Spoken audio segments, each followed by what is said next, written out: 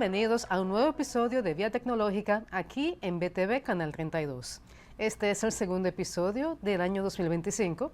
Ya les dije la semana anterior que habíamos iniciado formalmente la tercera temporada de este programa. En esta ocasión vamos a tener un formato un poquito diferente porque desafortunadamente la persona que me iba a acompañar en el Rincón del Experto no pudo venir. Así que hoy estaremos viendo de manera un poco más extensa lo que es actualidad tecnológica y estaremos complementando con algunos materiales que van a ser de su interés. Así que doy inicio a actualidad tecnológica, que normalmente es con lo que iniciamos este programa.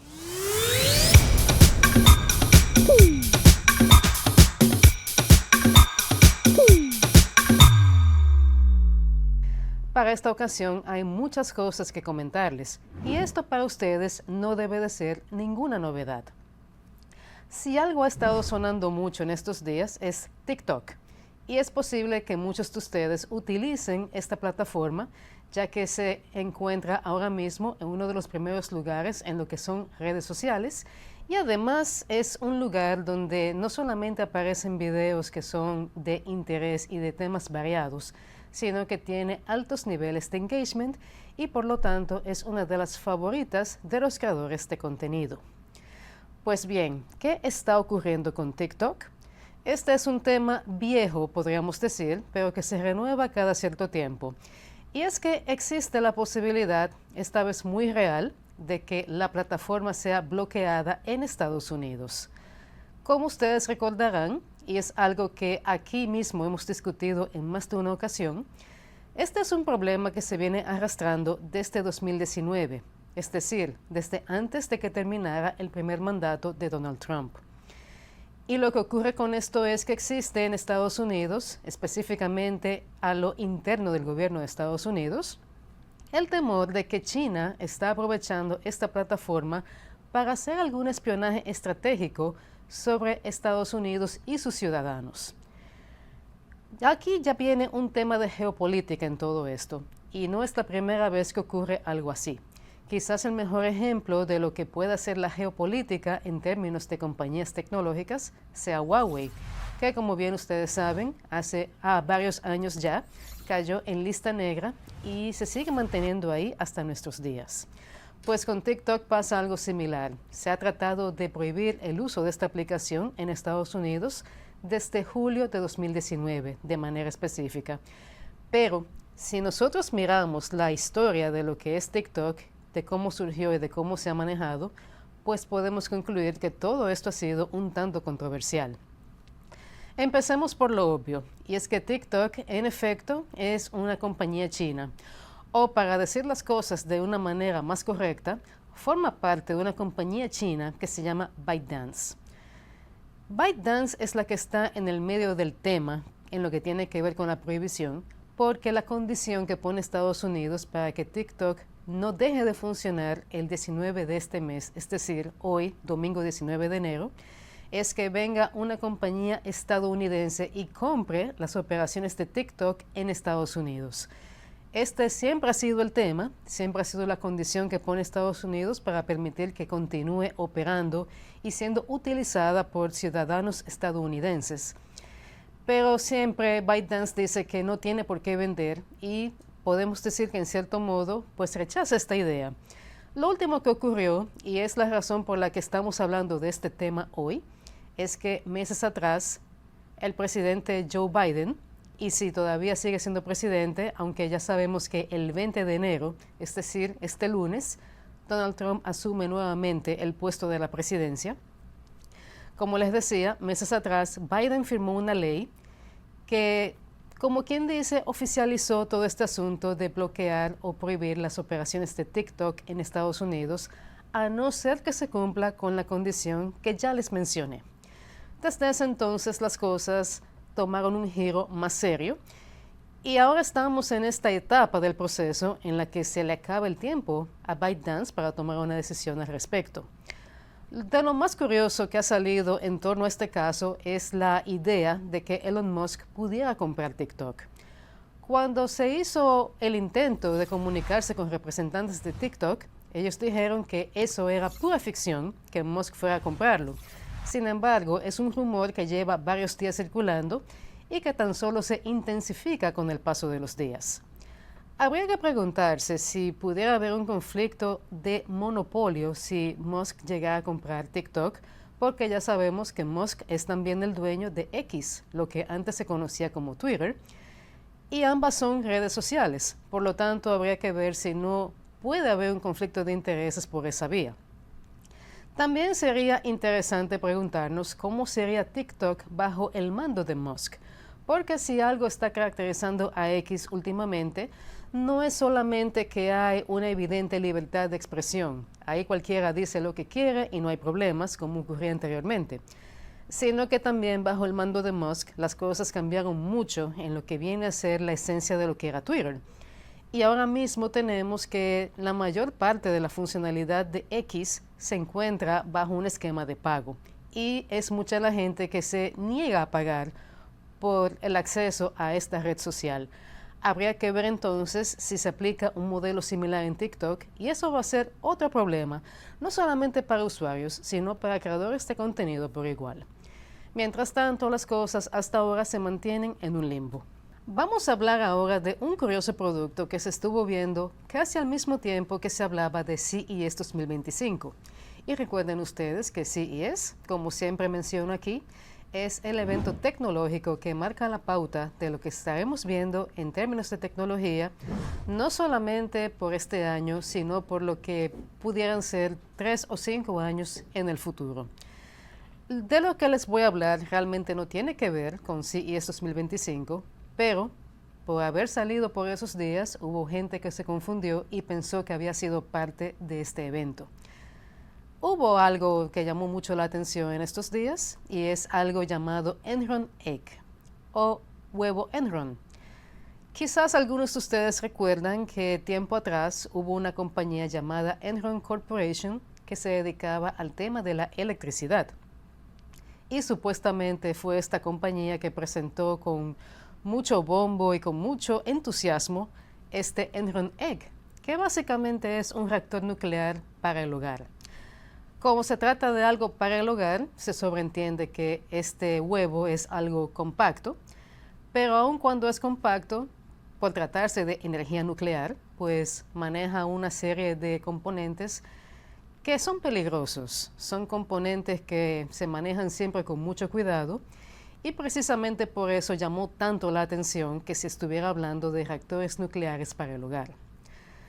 Con este reactor nuclear, de acuerdo con la presentación que hizo el propio CEO de esta compañía, cuyo nombre es Connor Gaydos, podemos tener energía ininterrumpida y a bajo costo por hasta 10 años.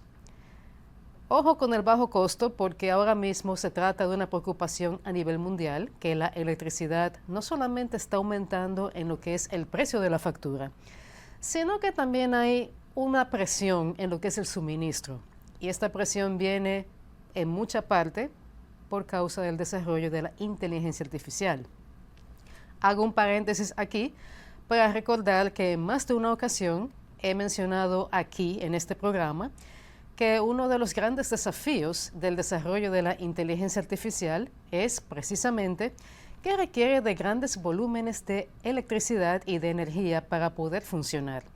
Y lógicamente esto está presionando el suministro en países como Estados Unidos, que pudiéramos decir es donde se concentra la mayoría de esas compañías que mantienen el liderazgo en este ramo de la tecnología. Viéndolo así, la idea de tener un reactor nuclear en casa que nos suministre esa energía de manera ininterrumpida y a un costo cómodo resulta bastante atractiva. Sobre todo si lo vemos desde el punto de vista de un país como República Dominicana, donde los apagones han sido una constante durante décadas. En la presentación de este Enron Egg, el CEO hizo énfasis en que no solamente se puede tener este reactor nuclear en casa para suministrar energía al hogar, sino que lo podemos sacar. Y puso el ejemplo de irse de camping y llevarse este Enron Egg con la finalidad de, como quien dice, trasladar la sala de estar del hogar a esa parte externa donde no tenemos las comodidades típicas del hogar. Y puso el ejemplo, bastante llamativo por cierto, de que los niños podrían disfrutar de videojuegos bajo las estrellas.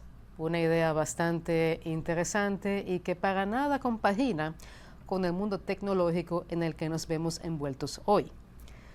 Como ustedes imaginarán, esta presentación llamó bastante la atención y sobre todo llamó mucho la atención el entusiasmo contagioso con que el CEO presentaba todo esto. Solamente hay un problema. Enron Egg no es un producto real. Enron es una compañía que en el año 2001 tuvo una situación bastante conocida y bastante sonora, ya que se trató de un escándalo financiero que tuvo consecuencias a varios niveles. Incluso algunas consecuencias de esas las vimos por estos predios, porque en esos tiempos Enron tenía presencia aquí. En el año 2007 la compañía básicamente dejó de existir, luego de haberse declarado en bancarrota y luego de que se concluyera que lo de Enron fue uno de los fraudes más masivos en toda la historia de lo que son corporaciones. Por lo tanto, lo que quiero decirles es que Enron dejó de existir en esa fecha, en el 2007. En el año 2024, curiosamente, Enron resurgió, pero no es una compañía como tal, es una parodia de lo que en alguna ocasión fue Enron Corporation. Y lo que se estuvo viendo con este asunto de Enron Egg era simplemente una farsa, parte de esa sátira con la que resurgió Enron en 2024. Es fácil nosotros preguntarnos qué se consigue sacando una compañía satírica. Esta es una respuesta que solamente quien tuvo la idea la puede responder. Sin embargo, de aquí podemos sacar una lección bastante valiosa. No todo lo que vemos se puede creer. Y esto es algo que se dice a cada rato y a cada momento. También la otra lección que podemos sacar de aquí es que no todos los engaños van a utilizar tecnología de punta. Se habla mucho de que con la inteligencia artificial pueden venir engaños cada vez más sofisticados y más difíciles de detectar. Y en ese sentido se habla de deepfakes, que ya hemos visto que los deepfakes pueden ser fotos o videos y pueden ser realmente convincentes. En el caso de Enron Egg no se utilizó ningún deepfake, simplemente fue una presentación real con personas reales y un prototipo que físicamente hablando era real, solo que el producto como tal no existe y según me comentan conocedores del tema de energía nuclear, todavía no estamos en la capacidad de reproducir eso al nivel compacto que se presentó allí, aunque pudiera ser una posibilidad a futuro, a un futuro de largo plazo. Ahí lo vemos entonces. Para engañar a la gente no necesariamente hay que utilizar técnicas bonitas o sofisticadas de inteligencia artificial, basta con montar un show que sea lo suficientemente convincente y atractivo como para poner a la gente a hablar, a opinar y analizar. Ya saben ustedes que si ven lo de Enron Egg, esto no es más que un producto falso, podría verse también como una campaña de marketing, pero definitivamente no es algo real y por lo tanto no es algo que podríamos comprar en este año y ni siquiera en los próximos 5 años. Para finalizar esta primera parte de actualidad tecnológica, un par de menciones breves. Empezamos con inteligencia artificial. Acabamos de salir de un tema parecido, pero entramos de nuevo y tiene que ver con Elon Musk también. Y es que Elon Musk advierte que los datos para seguir entrenando modelos de inteligencia artificial escasean. Y va a llegar el momento en que simplemente no habrá datos para realizar estas funciones. Esta es una advertencia vieja. No es la primera vez que escuchamos hablar de que los datos para los fines se están agotando y que va a llegar el momento en que la inteligencia artificial se va a entrenar sobre datos que ella misma habrá generado y eso puede llevar a una situación incontrolable y de datos no confiables en un futuro que no está tan lejano. Desafortunadamente no se vislumbra una solución a esto, pero esa es una realidad que todos debemos de conocer y de tomar en cuenta. Y para finalizar, nuevamente, inteligencia artificial en el plano central. Uno de los temores que deriva de este desarrollo es que la inteligencia artificial pueda desarrollarse a un nivel tal que pueda sustituir trabajos sofisticados. Se habla siempre de que este tipo de tecnologías es buena para sustituir trabajos que son repetitivos, que son también manuales, como por ejemplo mover cajas de un lado a otro, manejar inventario y algo muy clásico que todos hemos visto, el tema de peajes. En muchos sitios lo que hay es una máquina que se encarga de esto y no hay un personal que esté atendiendo a los que van por ahí. Pues bien, ya no es solamente eso. Y si algo nos da la idea de que este temor no es infundado, sino que se trata de algo real, es el hecho de que el CEO de Klarna, siendo esto una plataforma que permite comprar ahora y pagar después, públicamente dijo que está triste porque tiene el temor de que la inteligencia artificial tiene esa capacidad de poder sustituirlo a él completamente en sus funciones y hacer un buen trabajo. Así que esto nos pone a pensar definitivamente. Y la idea aquí es que tenemos que prepararnos para ese futuro, donde una de las habilidades que más va a apreciarse es la que tiene que ver con la resolución de problemas, tomando en cuenta factores emocionales y demás que no pueden ser emulados por una máquina. Así que piensen en eso y con esto nos vamos a una breve pausa.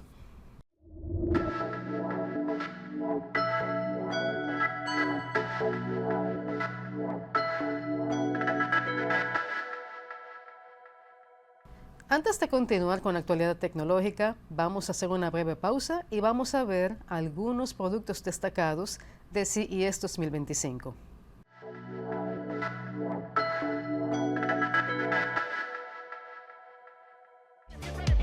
Del 7 al 10 de enero se llevó a cabo en Las Vegas, Estados Unidos, la versión 2025 de CES, la sigla en inglés The Consumer Electronics Show, el evento de tecnología más grande del mundo y el que marca la pauta de lo que estaremos viendo en términos de avances y tendencias por lo que resta del año y más allá.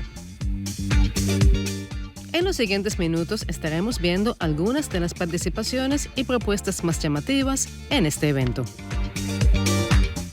Empezamos con NVIDIA, una compañía que se ha vuelto sinónimo de inteligencia artificial, sobre todo en lo que tiene que ver con procesamiento.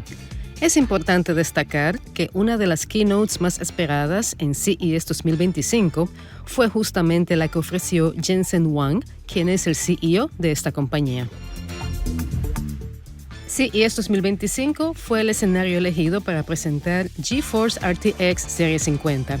Esta es la nueva unidad de procesamiento de gráficos de NVIDIA y está basada en la arquitectura Blackwell, que tiene todo que ver con inteligencia artificial. Estamos hablando de que aquí hay 92.000 millones de transistores y cuenta con 4 teraflops de potencia de inteligencia artificial para su funcionamiento. Lo más llamativo quizás es que ahora esto está disponible directamente en una serie de laptops anunciadas por NVIDIA, las cuales tendrán precios que irán de los $550 a los $2,000 aproximadamente. Igualmente llamativa resultó la presentación de Project Digits, siendo esta una supercomputadora de inteligencia artificial que cuenta con un diseño bastante compacto, siendo la idea que pueda ser aprovechada por investigadores de inteligencia artificial, desarrolladores y, por qué no, estudiantes, personas que están interesadas en correr modelos de inteligencia artificial y también de afinarlos. Todo esto con acceso total al stack completo de NVIDIA en lo que es precisamente inteligencia artificial. Para que se tenga una idea de qué tan poderoso es este equipo, estamos hablando de que aquí hay un poder de procesamiento de hasta 1 petaflop y pueden añadirse hasta 200.000 millones de parámetros a esos modelos de inteligencia artificial que se estarían trabajando por ahí. Project Digits estará disponible a partir de mayo y los precios arrancarán en $3,000. Televisores y pantallas están siempre presentes en un evento como CES.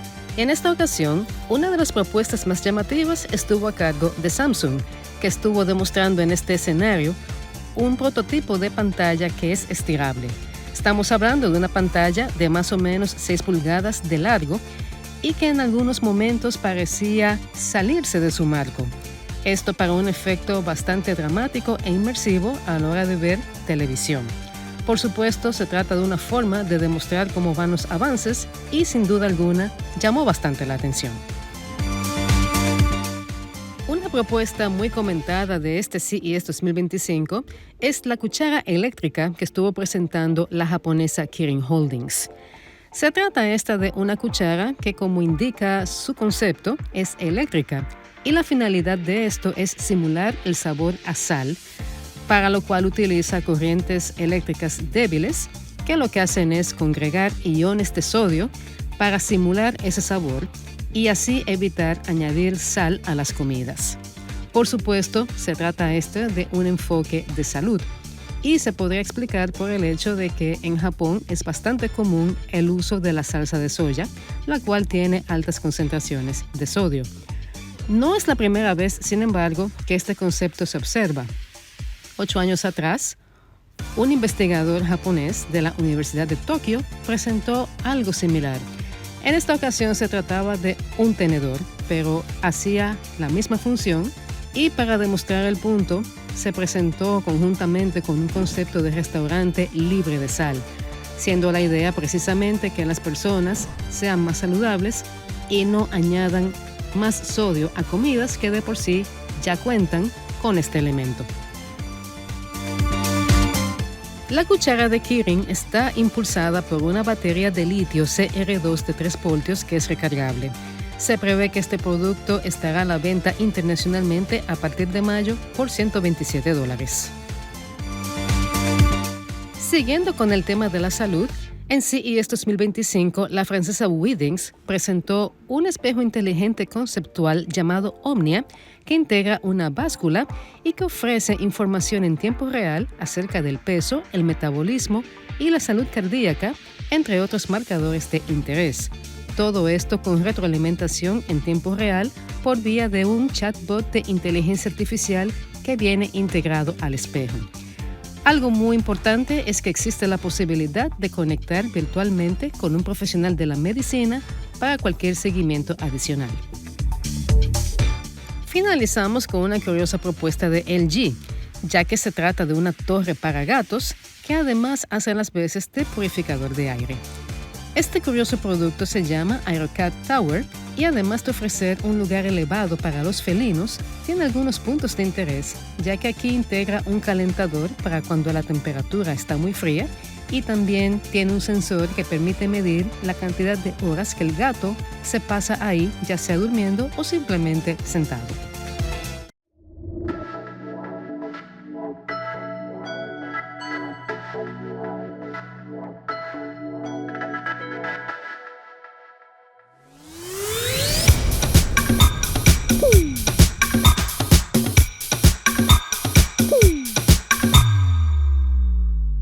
Seguimos por aquí en Vía Tecnológica y ahora damos inicio a la segunda parte de Actualidad Tecnológica. Nuevamente voy a hablar de inteligencia artificial y, como he dicho anteriormente, tienen que acostumbrarse a la idea de que en todos los programas este va a ser un tema de discusión, porque es el tema tendencia desde hace ya más de 2 años. ¿Qué está pasando ahora con la inteligencia artificial, aparte de todo lo que ya he mencionado? Tiene que ver con ética y tiene que ver también con datos. Los datos son un elemento central en cualquier modelo de inteligencia artificial porque con esto es que esos sistemas se desarrollan. Recordemos que el proceso de creación de inteligencia artificial conlleva algo llamado Machine Learning. Y para que Machine Learning pueda hacer su trabajo de aprendizaje, necesitamos introducirle conjuntos de datos al modelo. Y de esta manera es que va generando sus conocimientos, es la manera en la que va asociando elementos X con elementos Y.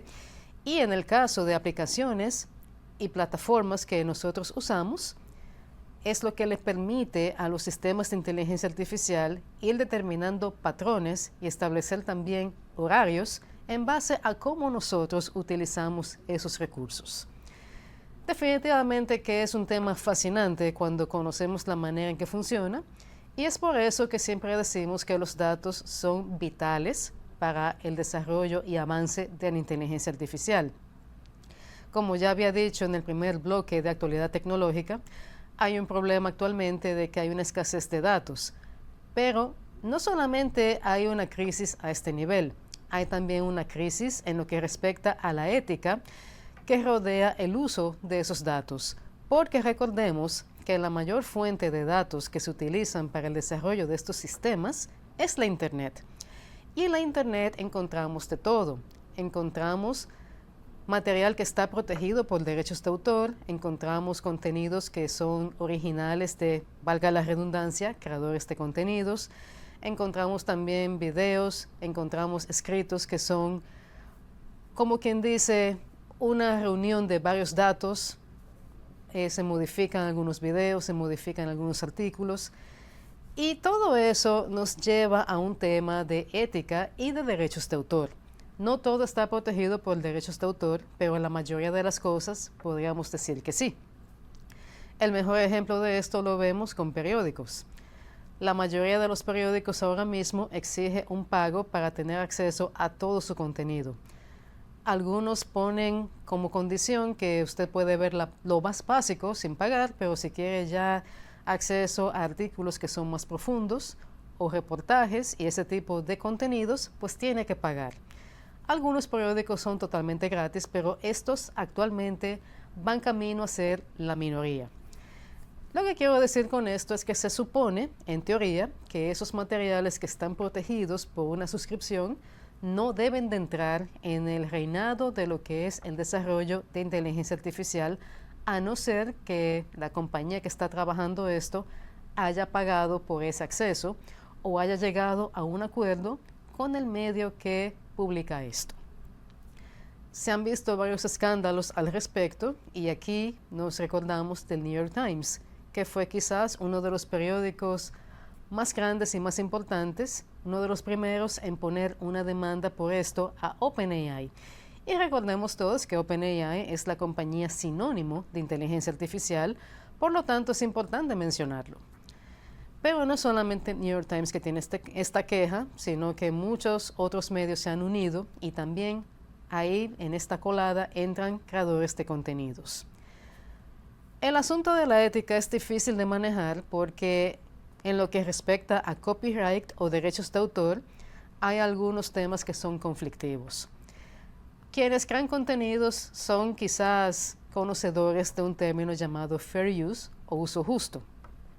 Básicamente esto es una concesión en la que podemos, los creadores de contenido, tomar material de un tercero que está protegido por derechos de autor, pero si lo modificamos, ya sea que le coloquemos algún texto o que nosotros hagamos voiceover sobre ese contenido, es una forma de modificarlo y ya no estamos simplemente robando material a un tercero, sino que lo estamos utilizando y lo estamos transformando para fines informativos o educativos, siempre y cuando no sea un uso comercial, esto está permitido.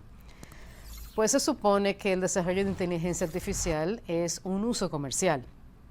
Y por eso Meta, específicamente Mark Zuckerberg, está ahora mismo en el ojo de la tormenta porque esta es una de las compañías que tiene peor récord en lo que es el respeto a derechos de autor o copyright. Y justamente con el tema de inteligencia artificial, a propósito del modelo Llama, hay un lío con esto porque se ha determinado que Zuckerberg, él mismo en persona, dio el permiso al equipo de Llama para utilizar contenidos que se sabe están protegidos por derechos de autor para entrenar ese modelo.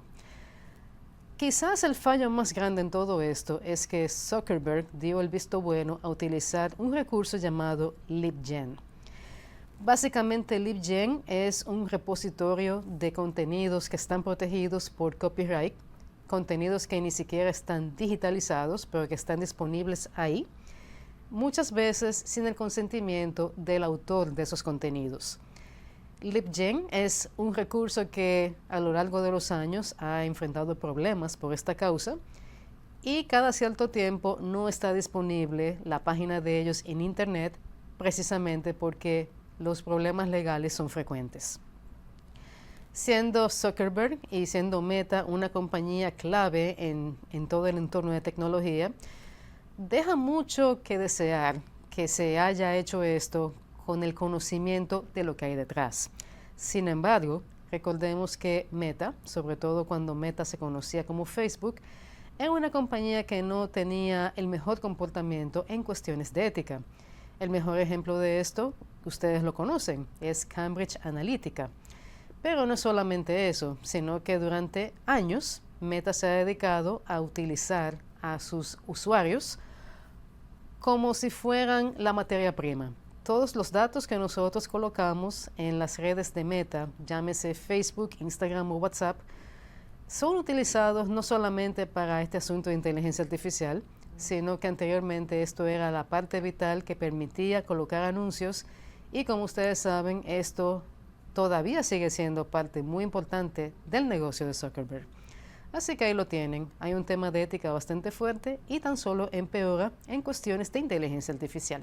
Nuevamente inteligencia artificial, en esto que les voy a comentar, y tiene que ver con un engaño que ya muchas veces hemos hablado aquí de esto, pero la gente todavía no aprende a ver las señales que indican que estamos siendo víctimas de un engaño. Nuevamente aquí hay un tema que involucra a una supuesta celebridad y a una persona común y corriente que simplemente cometió el error de entablar conversación con uno de estos personajes a través de redes sociales. Tiempo atrás comentamos aquí en Vía Tecnológica el caso de una señora llamada Sandy Somarriba que había sido víctima de un engaño a manos de un falso Luis Miguel que se le presentó por una red social que empezó a enamorarla y que hasta llegó a proponerle matrimonio. Todo esto llevó a Sandy a hacer un viaje a España y lamentablemente estando allá, cuando ya tenía mucho dinero abajo, fue que se vino a dar cuenta de que todo esto era un engaño bastante elaborado, donde solamente ella tenía las de perder.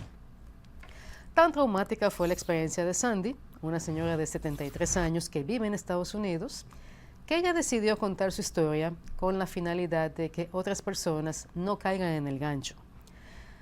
Lamentablemente su esfuerzo, tratándose el mundo de un lugar tan vasto y con tanta gente, no dio el resultado esperado, o por lo menos no dio el resultado esperado en algún caso, ya que se volvió a repetir una historia muy similar con una señora francesa de 53 años que cayó víctima de un falso Brad Pitt que, al igual que ocurrió con Sandy, la contactó a través de redes sociales, empezó a enamorarla con palabras bonitas, le hizo algunos regalos y aun cuando ella tenía que pagar el importe aduanal por esos regalos, ella estaba feliz, le llegó a proponer matrimonio y las cosas tomaron un giro bastante grave cuando este falso Brad Pitt empezó a pedirle dinero porque necesitaba un tratamiento para tratar un cáncer de riñón.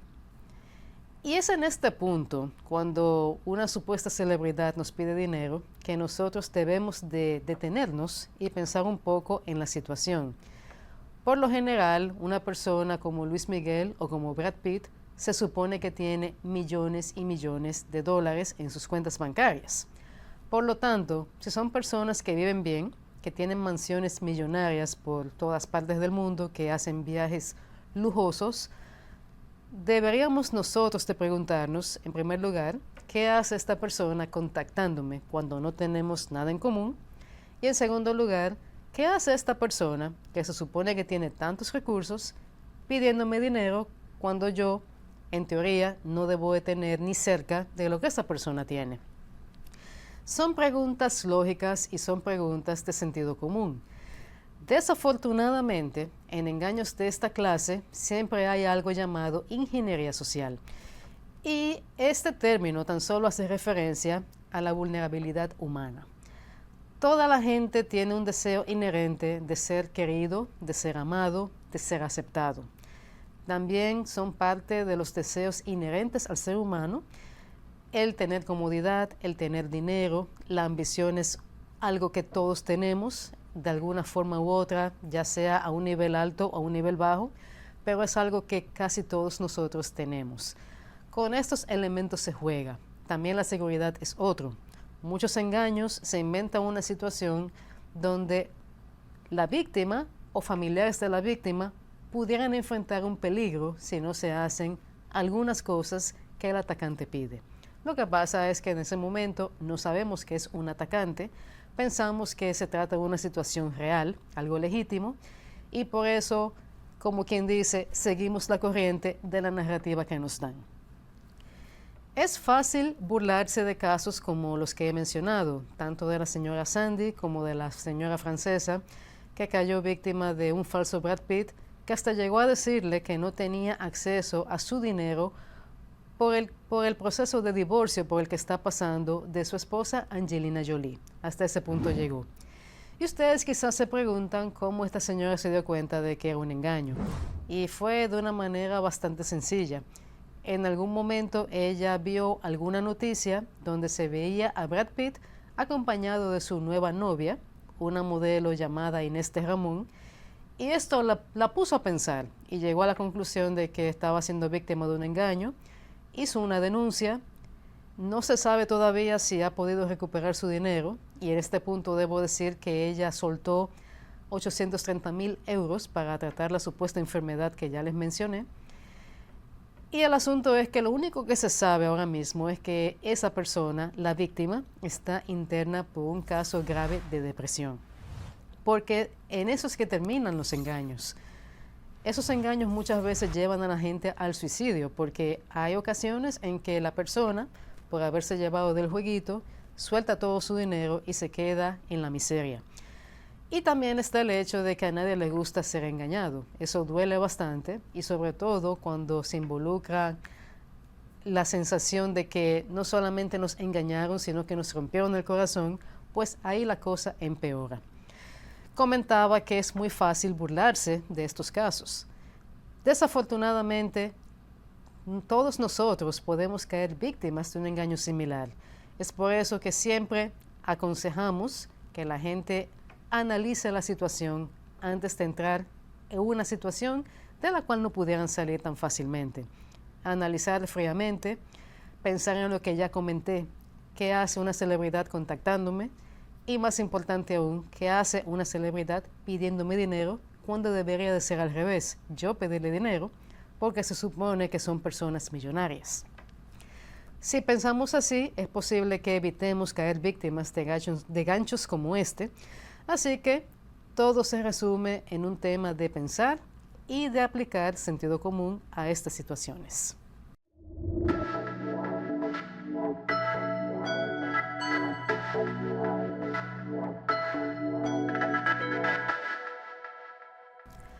Vamos a pasar ahora a un video que va a revisitar un tema que ya hemos tratado aquí anteriormente, pero es un clásico de la tecnología. ¿Qué es mejor? ¿Si una Mac o una PC? Es un tema viejo y es un tema en el que la gente simplemente no se pone de acuerdo, así que vamos a verlo aquí en más detalle en el siguiente video.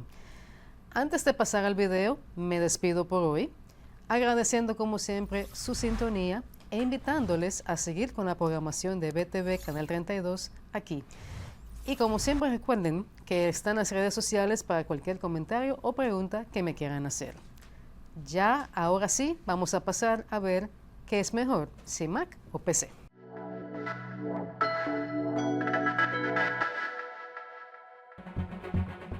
Empecemos con una pregunta. ¿Eres un usuario Mac o te sientes más cómodo manejando un equipo Windows? Por más de 30 años se ha estado debatiendo cuál de estos sistemas es mejor. Hay quienes aseguran que Macintosh es lo ideal para quienes trabajan con diseño gráfico, edición de video y otras profesiones creativas o artísticas. Windows, en cambio, sobre todo en formato de PC, es lo que suele preferirse en ambientes corporativos y de oficina. En los próximos minutos estaremos analizando este debate para responder a la pregunta de cuál es mejor, si Mac o Windows. Empecemos por el origen. Apple fue fundada en 1976. Esta es la compañía responsable no solamente de Macintosh, sino también de iOS, iPhone y otros productos icónicos de la marca. Windows, por su parte, es la creación de Microsoft, que a su vez fue fundada en 1975. Aun cuando fue fundada de último, Apple tomó la delantera en esos años en cuestiones de computadoras personales. En 1977, Apple introdujo Apple II, hoy considerada la primera computadora de uso personal en salir al mercado. Inicialmente este equipo no venía con pantalla y ofrecía microprocesador a 1 MHz, apenas 4 KB de memoria RAM y 12 KB de memoria ROM. Su precio era $1.298, hoy equivalente a casi $6.000, y algo curioso es que venía con interfaz para casetes de audio. La primera interfaz gráfica de usuario se introdujo en 1983 con Apple Lisa. Lamentablemente esta computadora fue un fracaso en ventas y no fue hasta 1984, cuando se introdujo la Macintosh, que esta característica fue ganando popularidad.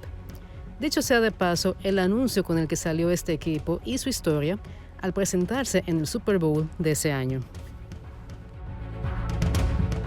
Ser el primero en una categoría de producto no implica dominio, y no fue hasta 1981 que el tema de las computadoras personales arrancó cuando IBM introdujo el modelo 5150.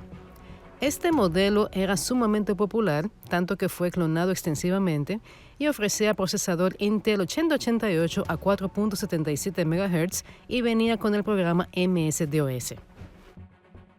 MS-DOS fue desarrollado por Microsoft y fue la base de lo que hoy se conoce como Windows. La primera versión de Windows salió en 1985. De manera conjunta, IBM y Microsoft popularizaron el uso de las PCs y del mouse. El sistema operativo Windows jugó un papel crucial en todo este proceso, al igual que los clones que empezaron a hacerse para que fueran compatibles con la base de las IBM 5150, y aquí llevaban la delantera compañías como Compaq y Dell, que en ese momento se conocía como PCs Limited. Para los 90 empezaron a salir las portátiles. Y si bien Apple fue la primera a sacar una Macintosh de este tipo en 1989, hay que decir que las ventas fueron pobres y eventualmente los equipos Windows dominaron en este renglón. La IBM ThinkPad fue uno de esos primeros equipos en salir. En 1993, Apple introdujo Newton, esencialmente el primer PDA o asistente digital personal en salir al mercado. El producto se consideraba demasiado avanzado para la época y fue un fracaso en ventas. Eventualmente, la categoría de PDAs tuvo estrellas como la Palm Pilot e incluso BlackBerry. De la Newton surgió iPhone en 2007, el teléfono que redefinió la categoría de smartphones. En el tema de tabletas, Microsoft se fue adelante al sacar la Tablet PC en el 2001. Este equipo fue otro fracaso en ventas. El verdadero empujón a esta categoría vino cuando Apple sacó la iPad en 2010. Como puede verse, tanto Apple como Microsoft tienen méritos en el tema de innovación de productos. Si bien es una realidad que el sistema operativo Windows domina por encima de cualquier cosa que ofrezca Apple, el hecho de que sea popular no significa necesariamente que sea el mejor. Podríamos intentar responder esta pregunta observando temas como el desempeño y la seguridad que ofrecen ambos sistemas operativos. En ese sentido, se considera que Apple ofrece un ambiente más estable y uniforme a través de macOS, iOS o cualquier otro de sus sistemas operativos. No solo eso, tiene la particularidad de que es menos propenso a tener problemas de virus, aunque no es como se decía antes de que simplemente no estaba este problema presente. Otra forma de ver la cuestión es por el lado de la conveniencia. Los equipos Apple tienen fama de ser caros y de ser difíciles de reparar. Los equipos Windows, en cambio, tienden a ser más económicos y a ser mucho más fáciles de reparar. Para finalizar, hay un tema de preferencias y necesidades. La creencia generalizada es que en diseño gráfico, manejo de videos y otras tareas creativas o artísticas, los equipos Apple son mejores. En cambio, en videojuegos, las PCs Windows son las que dominan, esto a pesar de que Apple tomó la delantera en los 80s y 90s con este tema. La conclusión entonces es que ninguno es mejor que otro. Es una cuestión de preferencias al final del día.